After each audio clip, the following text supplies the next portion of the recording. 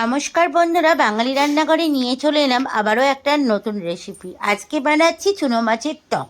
এই রেসিপিটা দেখবার জন্য তোমাদের কাছে অনুরোধ রইল। তো প্রথমে চুনো মাছগুলোকে ভালো করে বেছে নিয়েছি, বেছে ধুয়ে নুন হলুদ মাখিয়ে নিয়েছি।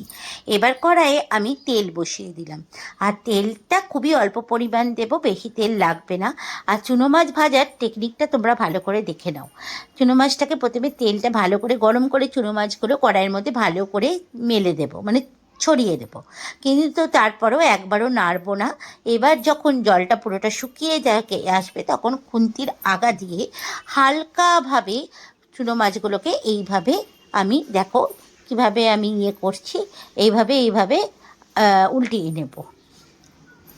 কারণ না হলে কিন্তু মাছগুলো সব ভেঙে যাবে। তো দেখতেই পাচ্ছ কত সুন্দর সরা সরা আছে মাছগুলো, একদমই ভাঙিনি। এবার আমি ওপর থেকে একটু সর্ষের তেল দেব, তাহলে মাছগুলো একটু বেশি লাল লাল করে ভাজা হবে। ওইদিকে মাছটা লাল লাল করে ভাজা হচ্ছে, ততক্ষণে আমি যেহেতু টক করব, তেঁতুলটা ভালো করে জলের মধ্যে গুলে নিচ্ছি চটকে। এখানে বেশি অল্প মাছ বলে অল্পই তেঁতুল দিয়েছি, যেরকম তোমরা মাছ আনবে সেরকম তেঁতুলটা দেবে। তেঁতুলের কাইটা রেডি হয়ে গেছে, আর ওইদিকে আমার মাছটাও দেখো কত সুন্দর লাল লাল করে ভাজা হয়ে গেছে। এবার মাছটা আমি একটা অন্য পাত্রে তুলে রেখে দেব। এবার তুলে রেখে দিয়ে তারপরে আমি কড়াইয়ে আবারও সর্ষের তেল দেব। সর্ষের তেল দিয়ে আমি এখানে শুকনো লঙ্কা ফোড়ন দেব, আর মেথি ফোড়ন দেব।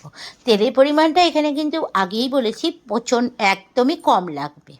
এবার শুকনো লঙ্কা আর মেথি ফোড়ন দিয়ে ভালো করে একটু নেড়ে নেব। এবার দেব এক এক করে লবণ, হলুদ, আর দেব এখানে একটু চিনি। যেহেতু এটা টক করছি, একটু মিষ্টি মিষ্টি হলে ভালো লাগে খেতে। আর আমাদের বাড়িতে এই টকটা কিন্তু সবাই খুব ভালোবাসে। এখানে তোমরা কিন্তু মূলো আর বেগুনও দিতে পারো, হ্যাঁ, এই চুনো মাছের টকে। কিন্তু আজকে কিন্তু আমি মূলো বেগুন দিইনি, আজকে এমনি শুধুই করছি। এবার দেখো সব শুদ্ধ দিলাম, দিয়ে একটু নেড়ে চেড়ে এবার যেই তেঁতুলের কাঁইটা রেডি করে রেখেছিলাম, সেই কাঁইটা এর মধ্যে ঢেলে দেবো, দিয়ে ভালো করে ফুটতে দেবো প্রায় 10 মিনিট মতো তেঁতুলের কাঁইটা দিয়ে।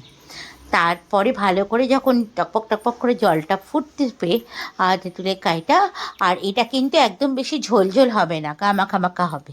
দেখতেই পাচ্ছ কীভাবে ফুটছে। এবার ওই মাছগুলো আমি এর মধ্যে ঢেলে দিয়ে একটুখানি ভালো করে ফোটাবো। তাহলে রেডি হয়ে গেছে চুনো মাছের টক। এবার আমি একটা পাত্রের মধ্যে এটাকে গরম গরম সার্ভ করে নেব। তাহলে এই রেসিপিটা বন্ধুরা কেমন লাগলো অতি অবশ্যই কমেন্টস করে জানিও। ভালো লাগলে লাইক করো, আর যারা আমার নতুন বন্ধু তারা কিন্তু চ্যানেলটাকে সাবস্ক্রাইব করতে ভুলো না যেন। তাহলে এরকম অনেক নতুন নতুন ভিডিও তোমরা দেখতে পাবে।